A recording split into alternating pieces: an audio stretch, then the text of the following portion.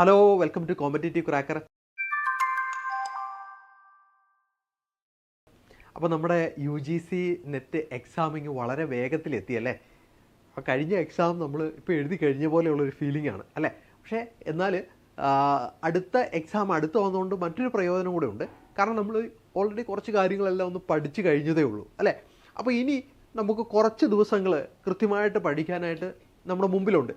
ഏകദേശം 30 ദിവസങ്ങളോളം നമുക്ക് അടുത്ത എക്സാമിന് നമ്മുടെ മുമ്പിലുണ്ട്. ജനുവരി ആദ്യ ആഴ്ചകളിലാണ് നമുക്ക് പരീക്ഷ നടക്കുന്നത് അല്ലേ. അപ്പോൾ ഇനിയുള്ള ദിവസങ്ങളിൽ എങ്ങനെ നമ്മൾ പഠിക്കണം എന്നുള്ളതിനെ പറ്റിയാണ് നമ്മൾ ഇന്ന് ഡിസ്കസ് ചെയ്യാനായിട്ട് പോകുന്നത്. അപ്പോൾ ചിലവരൊക്കെ സംബന്ധിച്ചിടത്തോളം കഴിഞ്ഞ ദിവസങ്ങളിലൊന്നും വേണ്ട രീതിയിൽ പഠിക്കാനായിട്ട് സാധിച്ചിട്ടുണ്ടാവില്ല. ജോലി ചെയ്യുന്നവരുണ്ട് അല്ലേ, വീട്ടമ്മമാരായിട്ടുള്ളവരുണ്ട്, അങ്ങനെ വ്യത്യസ്ത മേഖലകളിലുള്ളവരുണ്ട്. അപ്പോൾ അവരെയൊക്കെ സംബന്ധിച്ചിടത്തോളം ഇനിയുള്ള ദിവസങ്ങളിലായിരിക്കും ചിലപ്പോൾ പഠിക്കാനായിട്ട് മാറ്റി വെച്ചിരിക്കുന്നത്. അപ്പോൾ അങ്ങനെ പഠിക്കാനായിട്ട് തയ്യാറെടുക്കുന്നവർക്ക് വേണ്ടി വളരെ പ്രധാനപ്പെട്ടൊരു കാര്യമാണ് നമ്മൾ ഡിസ്കസ് ചെയ്യാനായിട്ട് പോകുന്നതെന്ന്.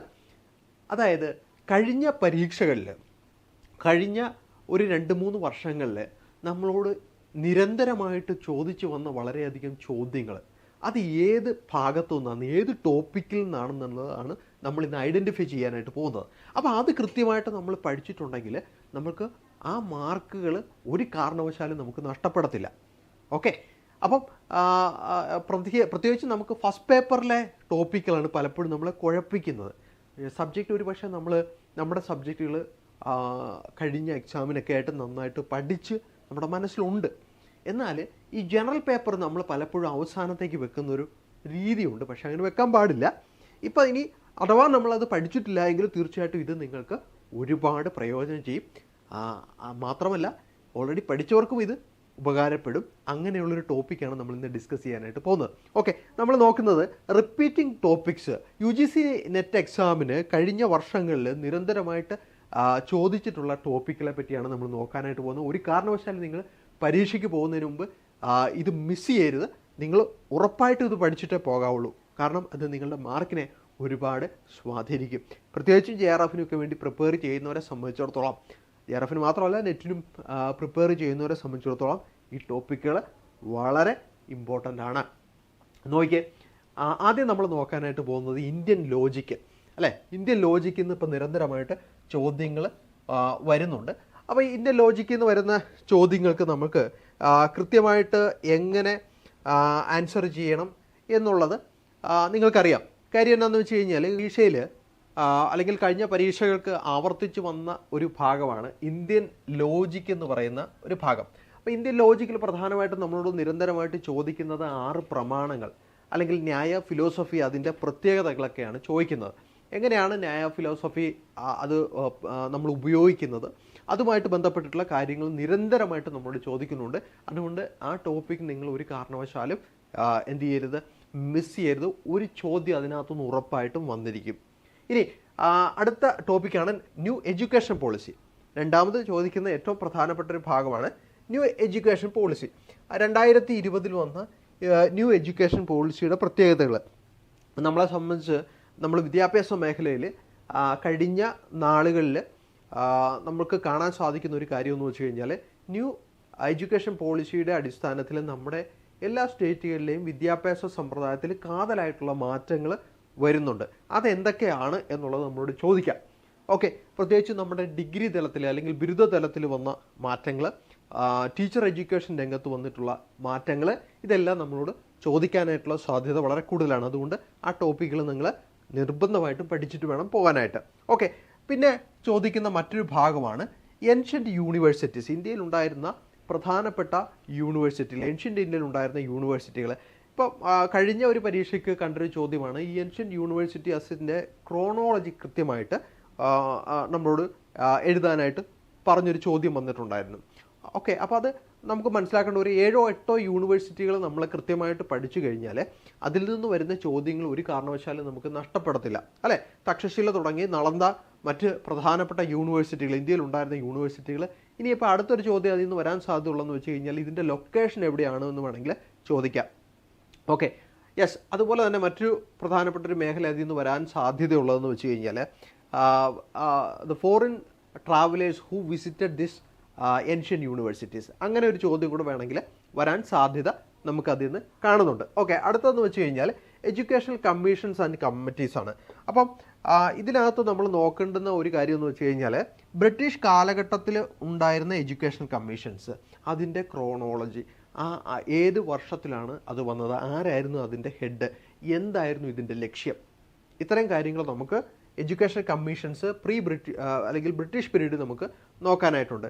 അതുപോലെ തന്നെ ഇൻഡിപെൻഡൻറ്റ് പീരീഡിന് ശേഷം 1947 ശേഷം പോസ്റ്റ് ഇൻഡിപെൻഡൻറ്റ് പീരീഡിൽ വന്ന പ്രധാനപ്പെട്ട എഡ്യൂക്കേഷൻ കമ്മീഷൻസ് അല്ല യൂണിവേഴ്സിറ്റി ഗ്രാൻറ്റ്സ് കമ്മീഷൻസ് മുതൽ ഇങ്ങോട്ട് ഇന്ന് വരെ ഉണ്ടായിട്ടുള്ള പ്രധാനപ്പെട്ട എഡ്യൂക്കേഷൻ കമ്മീഷൻസ്, അതിൻ്റെ പ്രത്യേകതകൾ, ആരായിരുന്നു അതിൻ്റെ ഹെഡ്, ഇങ്ങനെയുള്ള കാര്യങ്ങളൊക്കെ പഠിക്കേണ്ടതായിട്ടുണ്ട്. വളരെ പ്രധാനപ്പെട്ട ഒരു ടോപ്പിക്കാണ് ഈ ഒരു ഭാഗം. ഓക്കെ, അടുത്തെന്ന് വെച്ച് കഴിഞ്ഞാൽ നമ്മൾ മാത്തമാറ്റിക്കൽ ഏരിയയിലേക്ക് വന്നു കഴിഞ്ഞാൽ നമ്പർ സീരീസ് നമ്മളോട് ചോദിക്കാറുണ്ട്. പലതരത്തിലുള്ള നമ്പർ സീരീസ് നമ്മളോട് ചോദിക്കാറുണ്ട്. അപ്പോൾ അവിടെ നമ്മൾ ചെയ്യേണ്ട ഒരു കാര്യം എന്താണെന്ന് വെച്ച് കഴിഞ്ഞാൽ ഇത് നമ്മൾ പ്രാക്ടീസ് ചെയ്യുക എന്നുള്ളതാണ്. നിരന്തരമായിട്ടുള്ള പ്രാക്ടീസ് നമുക്ക് ഈ ഒരു ഭാഗത്തു നിന്നുള്ള മാർക്കുകൾ നഷ്ടപ്പെടാതിരിക്കാൻ നമ്മളെ സഹായിക്കും. ഓക്കെ, അപ്പം ഇനി വേറെ ഏതൊക്കെ ചോദ്യങ്ങളാണ്, വേറെ ഏതൊക്കെ ടോപ്പിക്കുകളാണ് നമുക്ക് വന്നിട്ടുള്ളതെന്ന് നോക്കാം. കോഡിങ് ആൻഡ് ഡീകോഡിങ് അല്ലേ. അപ്പോൾ ഇതിനകത്ത് നമ്പർ കോഡിംഗ് ഉണ്ടാകും, അതുപോലെ തന്നെ ലെറ്റർ കോഡിംഗ് ഉണ്ടാകും അല്ലേ. ഇതെല്ലാം ഈ ഭാഗങ്ങൾ നമുക്ക് നമ്മൾ കാണാതെ പഠിക്കേണ്ട, അല്ലെങ്കിൽ പ്രാക്ടീസ് ചെയ്ത് പഠിക്കേണ്ടതാണ്. ഓക്കെ, ഒരു ദിവസം വളരെ കുറച്ച് സമയം, ഒരു മണിക്കൂറോ അല്ലെങ്കിൽ അരമണിക്കൂറോ ഇതിനു വേണ്ടി എല്ലാ ദിവസങ്ങളും നിങ്ങൾ മാറ്റി വെക്കുകയാണെങ്കിൽ തീർച്ചയായിട്ടും ഈ മാർക്ക് നിങ്ങൾക്ക് ഉറപ്പായിട്ടും സ്കോർ ചെയ്യാനായിട്ട് സാധിക്കും. ഓക്കെ, അതുപോലെ തന്നെ മറ്റൊരു ഭാഗമാണ് എൻവയോൺമെൻറ്റ് എന്ന് പറയുന്ന ടോപ്പിക്കിൽ നിന്ന് വരുന്ന ഒരു പ്രധാനപ്പെട്ട ഭാഗമാണ് റിന്യൂവബിൾ എനർജി അല്ലേ. അതിൽ സോളാർ, തെർമൽ, വിൻഡ് ഇതെല്ലാം പ്രധാനപ്പെട്ട എനർജി സോഴ്സുകളാണ്. അപ്പോൾ ഈ റിന്യൂവബിൾ എനർജി സോഴ്സുകളുമായിട്ട് ബന്ധപ്പെട്ട് നമ്മുടെ ഗവൺമെൻറ് നടത്തുന്ന പ്രധാനപ്പെട്ട പ്രൊജക്റ്റുകൾ അല്ലേ, അത് എവിടെയൊക്കെയാണ്, ഏതൊക്കെയാണ്, എത്രമാത്രം. ഇപ്പോൾ ചില വർഷങ്ങളിൽ ചോദിച്ചു കണ്ടിട്ട് നമ്മൾ സോളാർ എനർജിയിൽ നിന്ന് നമ്മൾ എത്രമാത്രം മെഗാവാട്ട് പവർ ഉൽപ്പാദിപ്പിക്കുന്നുണ്ട്. അപ്പോൾ അങ്ങനെയുള്ള ചോദ്യങ്ങളൊക്കെ നമ്മളോട് ചോദിക്കാം. ഏറ്റവും കൂടുതൽ സോളാർ എനർജി ഉപയോഗിക്കുന്ന സംസ്ഥാനം ഏത്? ഓക്കെ, അങ്ങനെയുള്ള ആ സോളാർ പാർക്ക് എവിടെയാണ്? അതുപോലെ തന്നെ നമുക്കറിയാം സോളാർ ഉപയോഗിച്ച് പ്രവർത്തിക്കുന്ന ബോട്ടുകളൊക്കെ ഉണ്ട് അല്ലേ. ഇപ്പോൾ കേരളത്തിൽ തന്നെ ഉണ്ട്, എവിടെയാണെന്ന് നിങ്ങൾക്കറിയാം അല്ലേ. യെസ്, അതുപോലെ തന്നെ തെർമൽ എനർജി ഉപയോഗിക്കുന്നത് എവിടെയാണ്, വിൻഡ് എനർജി എവിടെയാണ് കൂടുതലായിട്ട് ഉപയോഗിക്കുന്നത്, ഇങ്ങനെയുള്ള ചോദ്യങ്ങൾ നിങ്ങളൊന്ന് ഫോക്കസ് ചെയ്ത് തന്നെ പഠിക്കേണ്ടതായിട്ട് ഉണ്ട്.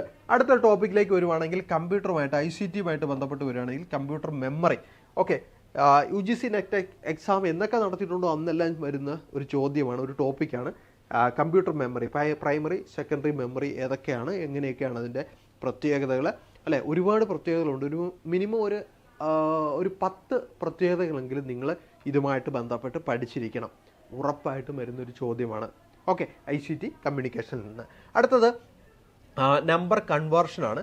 നമ്പർ കൺവേർഷൻ നമ്മൾ നേരത്തെ പറഞ്ഞതുപോലെ തന്നെ നമ്മൾ പ്രാക്ടീസ് ചെയ്ത് തന്നെ പഠിക്കേണ്ടുന്ന ഒരു ഭാഗമാണ്. ഓക്കെ, അപ്പോൾ അത് കൃത്യമായിട്ട് തന്നെ നമ്മളൊരു സമയം അതിനുവേണ്ടി മാറ്റി വെക്കുക. ഏതൊക്കെ തരത്തിലുള്ള നമ്പർ കൺവേർഷൻസ് ഉണ്ട് എന്നുള്ളത് നമ്മൾ കൃത്യമായിട്ട് മനസ്സിലാക്കിയിരുന്ന് അത് പ്രാക്ടീസ് ചെയ്ത് തന്നെ പഠിക്കേണ്ടതായിട്ട് ഉണ്ട്.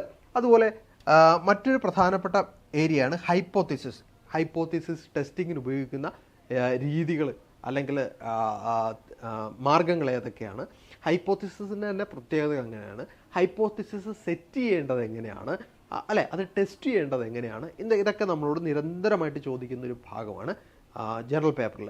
ഓക്കെ, അടുത്തത് ഡേറ്റ ഇൻ്റർപ്രിട്ടേഷനാണ്. ഡേറ്റ ഇൻ്റർപ്രിട്ടേഷൻ നമുക്കറിയാം ടേബിൾ ബേസ്ഡ് ആണ്. ഉറപ്പായിട്ട് 5 ക്വസ്റ്റ്യൻസ് വരുന്ന ഒരു ഭാഗമാണ്, 10 മാർക്കുള്ള ഭാഗമാണ്. ഓക്കെ, അത് പലർക്കും ബുദ്ധിമുട്ടായിട്ട് തോന്നാറുണ്ട് എന്ന് പറയുന്നുണ്ട്. പക്ഷേ അതിൽ നമ്മൾ ചെയ്യേണ്ടതെന്ന് വെച്ചാൽ നിരന്തരമായിട്ട് അതിനകത്ത് ചോദിക്കുന്ന ഒരു ഭാഗമുണ്ട്. ഒന്നില്ലെങ്കിൽ നമ്മൾ അതിൻ്റെ ആവറേജ് കാണുന്നതിന് വേണ്ടിയിട്ടായിരിക്കും. ഓക്കെ, അതുപോലെ ഓരോ പാരാമീറ്റേഴ്സ് തന്നിട്ട് അതെന്താണെന്ന് കൃത്യമായിട്ട് മനസ്സിലാക്കി നമ്മൾ ആൻസർ എഴുതാനായിട്ടാണ് നമ്മളോട് ചോദിക്കുന്നത്. അപ്പോൾ ചില കാൽക്കുലേഷൻസ് ഒക്കെ വളരെ അത്യാവശ്യമായിട്ട് അതിനകത്ത് ഉണ്ടാകുന്നുണ്ട്, അല്ലാതെ തന്നെ ആൻസർ എഴുതാൻ പറ്റുന്നതുമുണ്ട്.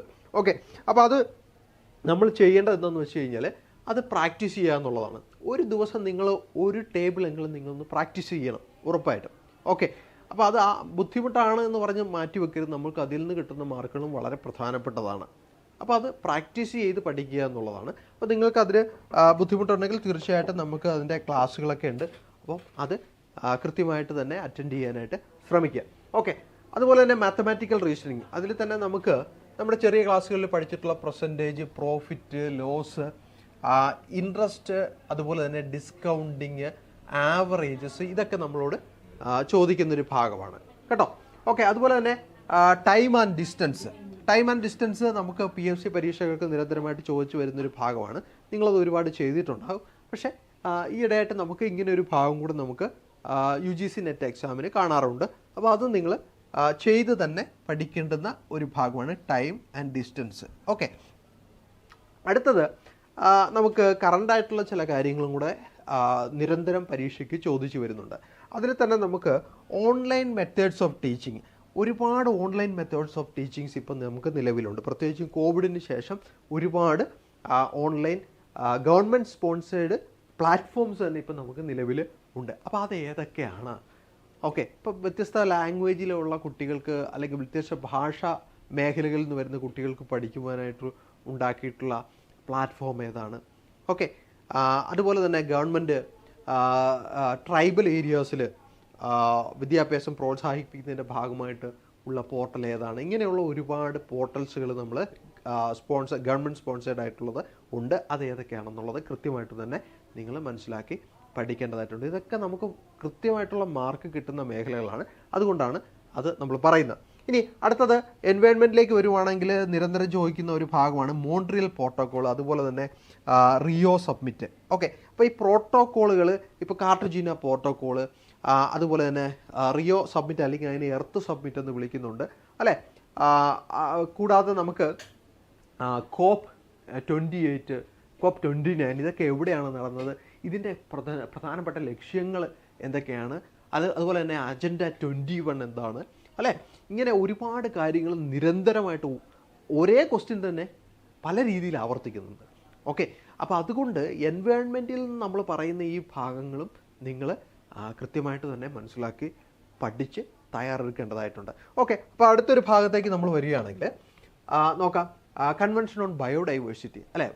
ബയോഡൈവേഴ്സിറ്റി വളരെ പ്രധാനപ്പെട്ട ഒരു ടോപ്പിക്കാണ്. ക്യോട്ടോ പ്രോട്ടോക്കോള് എന്തിനു വേണ്ടിയിട്ടായിരുന്നു ക്യോട്ടോ പ്രോട്ടോക്കോൾ നിലവിൽ വന്ന, ഏത് വർഷമാണ്, അതിൻ്റെ പ്രത്യേകതകൾ എന്തൊക്കെയാണ്, എത്രമാത്രം അത് അതിൻ്റെ ലക്ഷ്യത്തിൽ എത്തിച്ചേർന്നിട്ടുണ്ട്, ഇങ്ങനെയുള്ള കാര്യങ്ങളാണ് ക്യോട്ടോ പ്രോട്ടോക്കോളിൽ നിന്ന് ചോദിക്കുന്നത്. പാരീസ് എഗ്രിമെൻറ്റ് എന്തായിരുന്നു? Paris agreement green house gases അതിൻ്റെ അളവ് കുറയ്ക്കുന്നതിന് വേണ്ടിയിട്ട് എന്ത് തീരുമാനമാണ് പാരീസിൽ എടുത്തത് എന്നുള്ള കാര്യങ്ങളൊക്കെ നിരന്തരമായിട്ട് ചോദിക്കുന്നതാണ്.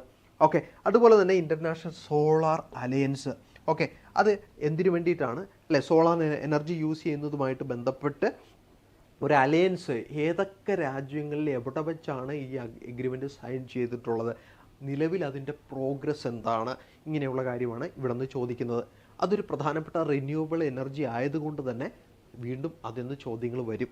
ഓക്കെ, ഇനി എയർ ആൻഡ് വാട്ടർ പൊല്യൂഷൻ, ഇത് നമ്മൾ നേരിടുന്ന ഒരു പ്രശ്നമായതുകൊണ്ട് തന്നെ, ഈ പ്രത്യേകിച്ച് ഇന്ത്യ പോലൊരു രാജ്യം നേരിടുന്നതായതുകൊണ്ട് തന്നെ എയർ പൊല്യൂഷനിൽ ഇന്ത്യ എത്രാമത്തെ പൊസിഷനിലാണ് നിൽക്കുന്നത്, ഇന്ത്യയിൽ ഏറ്റവും എയർ പൊല്യൂട്ടഡ് ആയിട്ടുള്ള സിറ്റി ഏതാണ്, വാട്ടർ പൊല്യൂഷൻ്റെ കാര്യത്തിൽ ഇന്ത്യയിൽ ഏറ്റവും കൂടുതൽ പൊല്യൂട്ടഡ് ആയിട്ടുള്ള ലേക്ക് ഏതാണ്, ഇങ്ങനെയുള്ള കാര്യങ്ങളൊക്കെ നമ്മളോട് ചോദിക്കാനുള്ള സാധ്യത ഉറപ്പാണ്.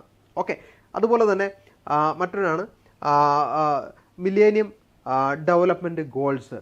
പ്രത്യേകിച്ചും നമുക്ക് ICT കമ്മ്യൂണിക്കേഷൻ രംഗത്ത് ഈ മില്ലേനിയം ഡെവലപ്മെൻറ്റ് ഗോൾസ് നമുക്ക് എങ്ങനെ പ്രായോഗികമായിട്ട് ഉപയോഗിക്കാനായിട്ട് സാധിക്കുന്നുണ്ട് എന്നുള്ള കാര്യങ്ങളെ നമ്മളതിനകത്ത് ഒരുമിച്ച് ചേർത്ത് പഠിക്കേണ്ടതായിട്ടുണ്ട്. സസ്റ്റൈനബിൾ ഡെവലപ്മെൻറ്റ് ഗോൾസ് ഇതെല്ലാം നമുക്കറിയാവുന്നതാണ്. സസ്റ്റൈനബിൾ ഡെവലപ്മെൻറ്റ് ഗോൾസ് എത്രയുണ്ട്? ഒരു പ്രാവശ്യം ചോദിച്ചു, സസ്റ്റൈനബിൾ ഡെവലപ്മെൻറ്റ് ഗോൾസ് അത് എത്ര ഗോളുകളുണ്ട്, എത്രാമത്തെ ഗോളാണ് ഈ പറഞ്ഞിരിക്കുന്നത് എന്നുള്ള രീതിയിൽ ചോദിച്ചിട്ടുണ്ട്. ഓക്കെ, അപ്പം അതുപോലെ തന്നെ UN ചില റിപ്പോർട്ടുകൾ ഈ സസ്റ്റൈനബിൾ ഡെവലപ്മെൻറ്റുമായിട്ട് ബന്ധപ്പെട്ട് വരുന്നുണ്ട്, അതിൻ്റെ ഡീറ്റെയിൽസും ചോദിക്കാറുണ്ട്. അപ്പോൾ ഇതൊരു വളരെ ഇമ്പോർട്ടൻ്റ് ആയിട്ടുള്ളൊരു ടോപ്പിക്കാണ്. നിങ്ങൾ മറക്കാതെ തന്നെ അത് പഠിച്ച് തയ്യാറെടുക്കുന്ന കാര്യം മറക്കാതെ തന്നെ നിങ്ങൾ ചെയ്യേണ്ടതായിട്ട് ഉണ്ട്. ഓക്കെ, അപ്പം ഇനിയുള്ള ദിവസങ്ങൾ നമുക്ക് വളരെ എളുപ്പത്തിൽ വളരെ വേഗത്തിൽ പഠിച്ച് തീർക്കേണ്ടതായിട്ടുണ്ട്. കൃത്യമായിട്ടുള്ള ഈ ടോപ്പിക്കുകൾ നിങ്ങൾ ഒരു കാരണവശാലും മിസ് ചെയ്യാതെ പഠിക്കണം. ഓക്കെ, അപ്പോൾ നമുക്കൊരു 30 days കൊണ്ട് ഈ പറഞ്ഞ കാര്യങ്ങളൊക്കെ നന്നായിട്ട് പഠിച്ച് തയ്യാറെടുക്കാനായിട്ട് നമ്മൾ കോമ്പറ്റേറ്റീവ് ക്രാക്കർ ഒരു 30 day ഫോക്കസ് ബാച്ച് നമ്മൾ സ്റ്റാർട്ട് ചെയ്തിട്ടുണ്ട്. അതിൻ്റെ അഡ്മിഷൻ ഇപ്പോഴും ഓപ്പണാണ്. തീർച്ചയായിട്ടും നിങ്ങൾ ഇത് ഉപയോഗപ്പെടുത്തണം. അടുത്ത പരീക്ഷയ്ക്ക് ഏറ്റവും നന്നായിട്ട് പഠിച്ച് നിങ്ങൾക്കെല്ലാവർക്കും വിജയിക്കാനായിട്ട് സാധിക്കും. അപ്പോൾ തീർച്ചയായിട്ടും നിങ്ങൾക്ക് ഈ ഇവിടെ എന്തൊക്കെ ക്ലാസ്സുകളാണ് പ്രൊവൈഡ് ചെയ്യുന്നു എന്നുള്ളതിൽ മനസ്സിലൊരു ചോദ്യം ഉണ്ടാകും അല്ലേ? ഓക്കെ, നമുക്ക് ഏറ്റവും പ്രധാനമായിട്ട് നെറ്റ് ജനറൽ പേപ്പറിൻ്റെ ക്ലാസ് ഉണ്ട് കേട്ടോ. ഓക്കെ, അതുപോലെ തന്നെ സബ്ജക്റ്റ് പേപ്പറുകൾ ഏതൊക്കെയാണെന്ന് ചോദിച്ചു കഴിഞ്ഞാൽ ഇംഗ്ലീഷ് ഉണ്ട്, കൊമേഴ്സ് ഉണ്ട്, എക്കണോമിക്സ്, മാനേജ്മെൻറ്റ്, അതുപോലെ തന്നെ CSIR ഫിസിക്സിൻ്റെ ക്ലാസ്സുകളും നമുക്ക് പ്രൊവൈഡ് ചെയ്യുന്നുണ്ട്. അപ്പോൾ ഈ ക്ലാസ്സുകളിൽ മറ്റൊരു കാര്യം കൂടെ നിങ്ങൾ ഓർത്തിരിക്കേണ്ടത്, നമുക്ക് നമ്മുടെ ആപ്പ് വഴി നമ്മൾ ക്ലാസ്സുകൾ പ്രൊവൈഡ് ചെയ്യുന്നുണ്ട്, റെക്കോർഡ് ക്ലാസ്സുകൾ പ്രൊവൈഡ് ചെയ്യുന്നുണ്ട്. നിങ്ങൾക്ക് ഫ്ലെക്സിബിൾ ആയിട്ടുള്ള ടൈമിൽ ക്ലാസ്സുകൾ അറ്റൻഡ് ചെയ്യാനായിട്ട് സാധിക്കും. അതുപോലെ തന്നെ ലൈവ് സെക്ഷൻസ് ഉണ്ട് സബ്ജക്റ്റുകൾക്ക്. കൂടാതെ daily exams and progress evaluation അതിൻ്റെ ഒരു ഭാഗമാണ്. മറ്റൊരു കാര്യം, നമ്മൾ സ്റ്റുഡൻറ്റ് ഫ്രണ്ട്ലി ആയിട്ടുള്ളൊരു അന്തരീക്ഷത്തിലാണ് നമ്മൾ പഠിക്കുന്നത്. ഓക്കെ, നമുക്ക് ഒരുപാട് ആക്ടിവിറ്റീസ് ചെയ്യാനായിട്ട് നമ്മുടെ വാട്സപ്പ് ഗ്രൂപ്പ്, ടെലിഗ്രാം ഗ്രൂപ്പുകളൊക്കെ ഉണ്ട്. അതൊന്നും നിങ്ങൾ മിസ് ചെയ്യരുത്. നിങ്ങളുടെ പരീക്ഷയ്ക്ക് പരീക്ഷ ഏറ്റവും നന്നായിട്ട് എഴുതാനായിട്ട് സഹായിക്കുന്ന ഒരുപാട് കാര്യങ്ങളുണ്ട്. അതുകൊണ്ട് എത്രയും വേഗത്തിൽ നിങ്ങൾ ഈ കോഴ്സിനുമായിട്ട് ബന്ധപ്പെട്ടുള്ള ഡീറ്റെയിൽസ് വിളിച്ച് ചോദിക്കുക. അപ്പം നമ്മുടെ ഈ വീഡിയോടൊപ്പം തന്നെ നിങ്ങൾക്ക് കോൺടാക്റ്റ് ചെയ്യാനായിട്ടുള്ള നമ്പർ ഉണ്ടാകുന്നതായിരിക്കും. ഓക്കെ, അപ്പോൾ നമ്മൾ പരീക്ഷയ്ക്ക് വേണ്ടി എല്ലാവരും നന്നായിട്ട് തയ്യാറെടുക്കുക. വളരെ കുറച്ച് ദിവസങ്ങളെ നമ്മുടെ മുമ്പിലുള്ളൂ. ഓക്കെ, അപ്പം ഇതുപോലെയുള്ള പ്രയോജനപ്പെടുന്ന വീഡിയോയുമായിട്ട് ഞാൻ ഇനിയും നിങ്ങളുടെ മുമ്പിൽ വരും.